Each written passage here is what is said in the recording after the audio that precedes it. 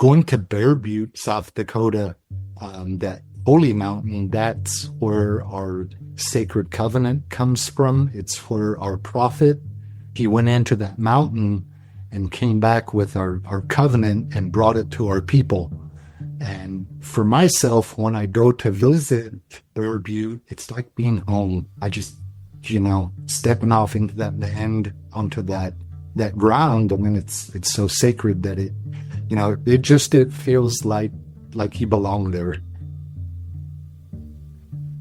We kind of separated into northern and southern bands around 1830, and some of it was following the herds of buffalo. A lot of it happened with the Transcontinental Railroad, and that kind of split us. That kept us pretty separate. And just by some of the treaties that were made, recognizing, the northern bands and the southern bands, they tried to remove all of these tribes to Indian territory. At one time here in Oklahoma, there were 88 different tribes that were forced here. There's something in what Chris just shared that really stays with me. This feeling of stepping onto land and just knowing that you belong there. And then that reality that his people were separated, moved, divided between North and South, pushed into what became Indian territory where dozens of tribes were forced to live. At one point, nearly 90 tribes were relocated to this one place. And with that came the risk of something deeper being lost, not just land, but memory itself. Hi, I'm Jim, and this is the Peacemakers Podcast. Today, we're listening to the story of the Sand Creek Massacre of 1864. It's not as widely known as the Wounded Knee Massacre, but it is part of the same pattern.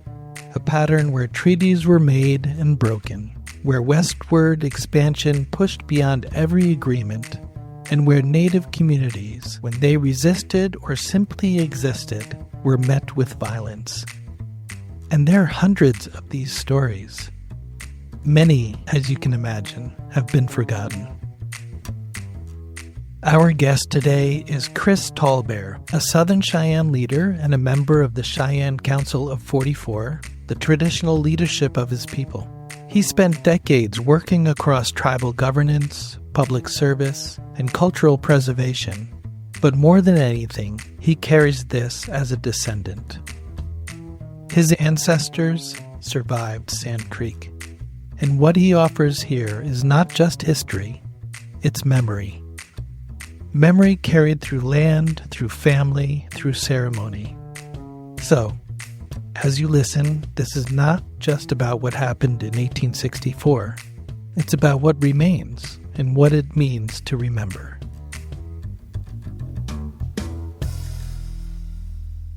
My relatives were at Sand Creek. Both sides of my family, they did survive the massacre. My dad, he was raised, up until the age of 7 by his grandfather. His grandfather's name was Black Wolf. And Black Wolf was born in 1852. My dad was born in 35. Black Wolf passed away in 1942. He was kind of an old man, but my dad knew him. And that area that he was raised in western Oklahoma, it was not far from where the Ouachita Massacre happened. So it was his home place. They still call it Black Wolf Allotment, and that land is actually, I was heired into it. But it was where my dad was raised by his grandpa. Prairie Chief was about 12 or 13 years old in 1864 when Sand Creek happened.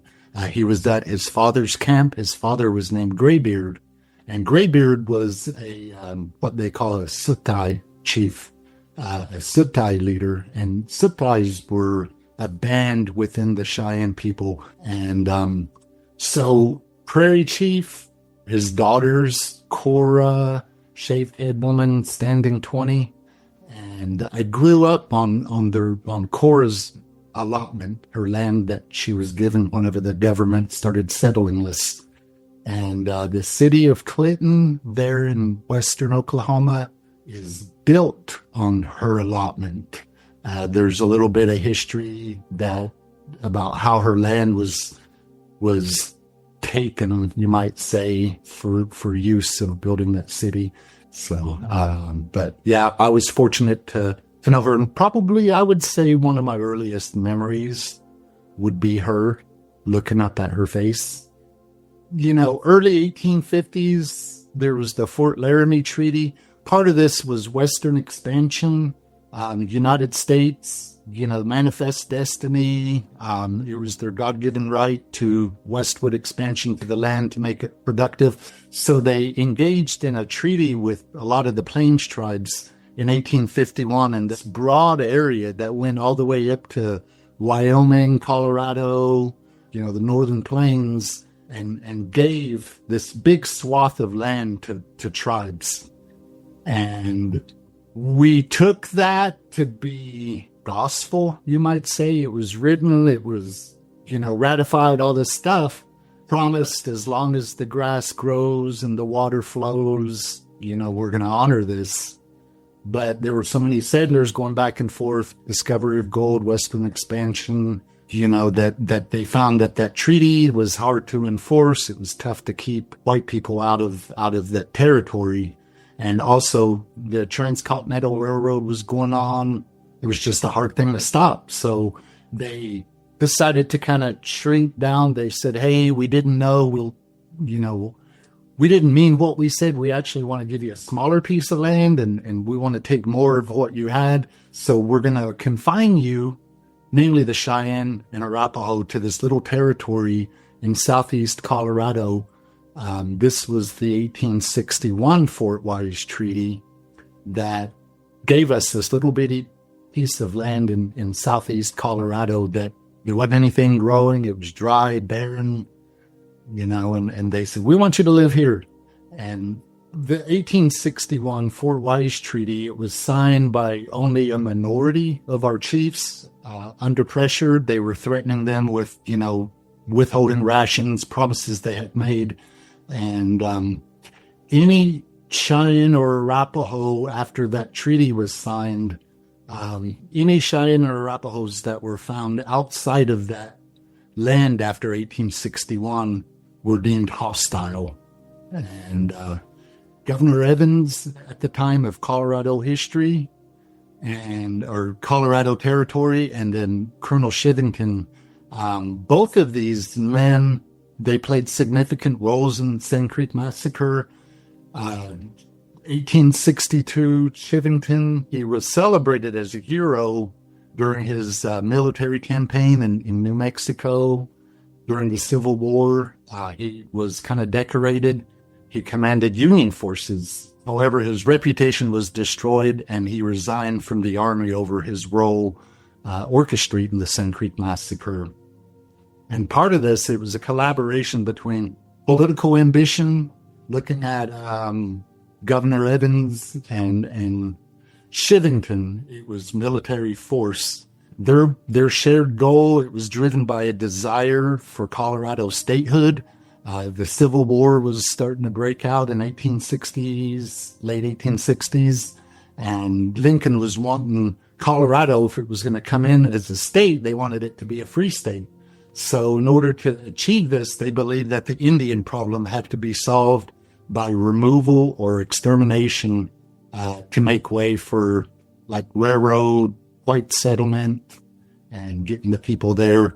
Evans also provided legal and political cover, and you'll see what that was about. He had a proclamation here declaring Indians as hostile. And this was a conspiracy, you might say. Shivington, he said, damn any man who sympathizes with the Indians. I have come to kill Indians, and I believe it is right and honorable to use any means under God's heaven to kill Indians. They were prominent Methodists. They're in the Methodist Church. Evans was a devout Methodist leader and a founder of the Northwestern University. And they used their religious influence to justify their aggressive policies toward Native people. Together, they framed the elimination of the Cheyenne and Arapaho as a moral and civilizing necessity, with Shivington frequently invoking his clerical status to legitimize the brutal violence at Sand Creek. It was more like a crusade, you might say. And even after the Sand Creek, for many, many years, the Methodist Church, they remained indifferent about the massacre, even defending Shivington and Evans immediately afterward. And it wasn't until 1996 that the Methodist General Conference actually issued a formal apology. And that was a long time coming. It was ambition. There were political ambitions that were going on. There was pre-statehood political pressure.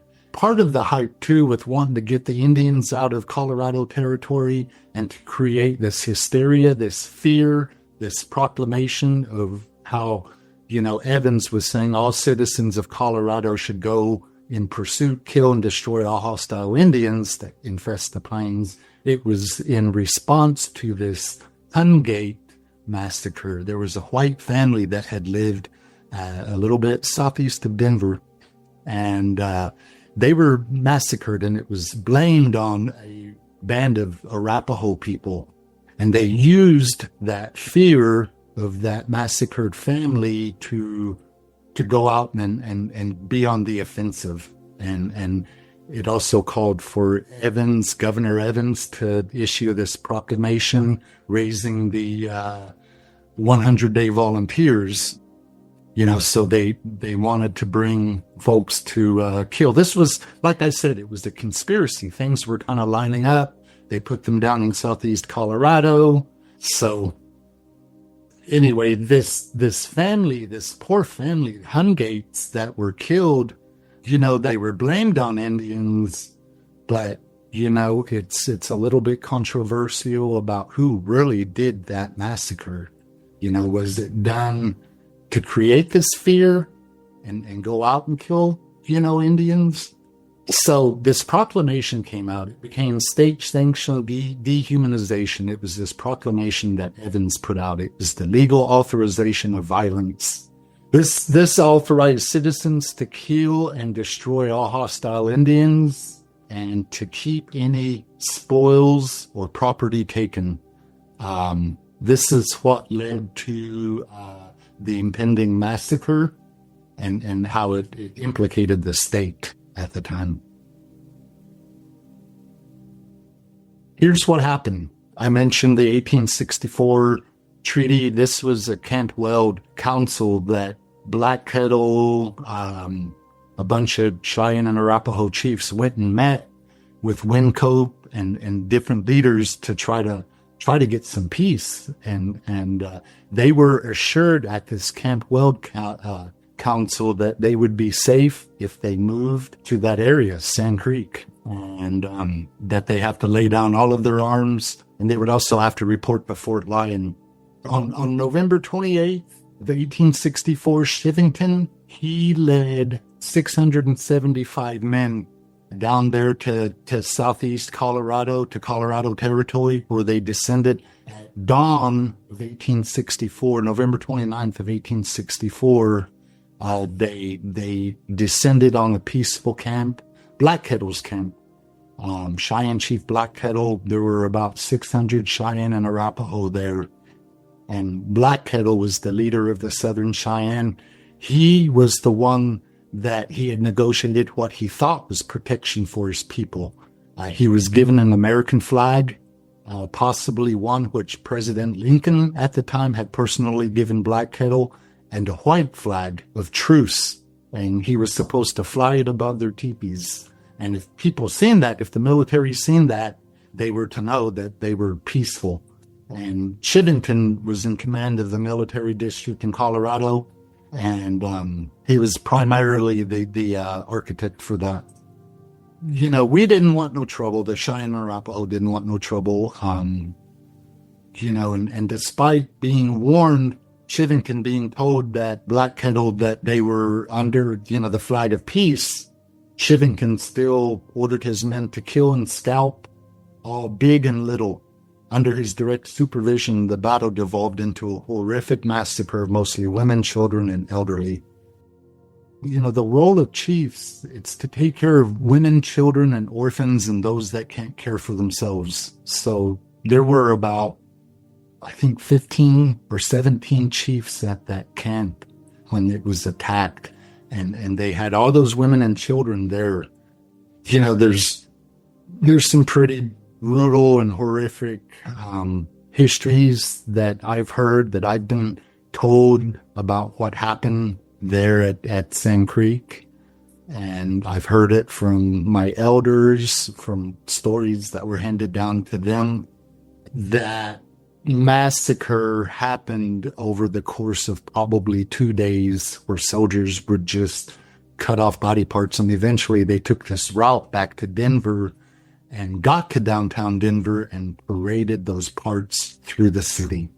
And it was just, there's a lot of bad stuff there that even when I visit it, there's still something that's not completely settled yet, that something's still not right. And, it's a tough thing to kind of have a realization about. Keep in mind, too, the Civil War was going on. It was ending. Lincoln had been assassinated, and there was a lot of things going on out east.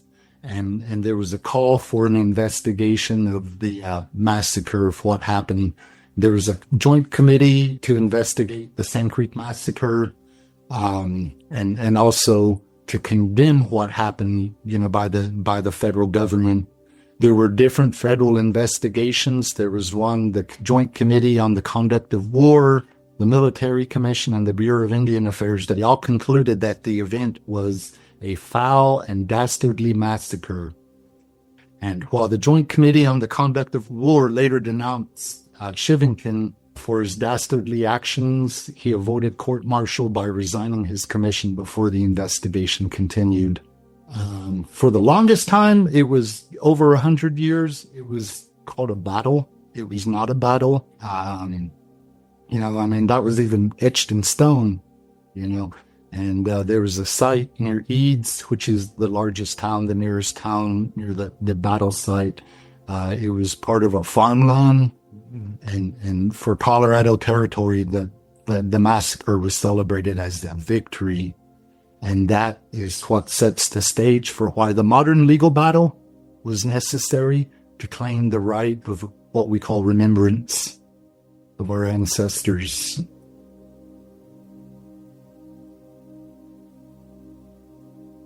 We're here today. I'm offering this on behalf of the descendants and this, the survivors of the massacre. We work alongside the National Park Service, the Sand Creek Historic Site, to work with the educational purposes and helping to awareness, truth-telling, historical recognition, forgiveness. I think that there's a lot of stuff on the other side, the descendants of the soldiers, maybe of Chivington, maybe of, Evans, and how their relatives, maybe they're ashamed, or maybe they're carrying that guilt. But there's been some opportunities in the past recent years for their families, their descendants, and our descendants to come together, talk about what happened. I think forgiveness goes a very, very long way. Acknowledgement and forgiveness about that tragedy.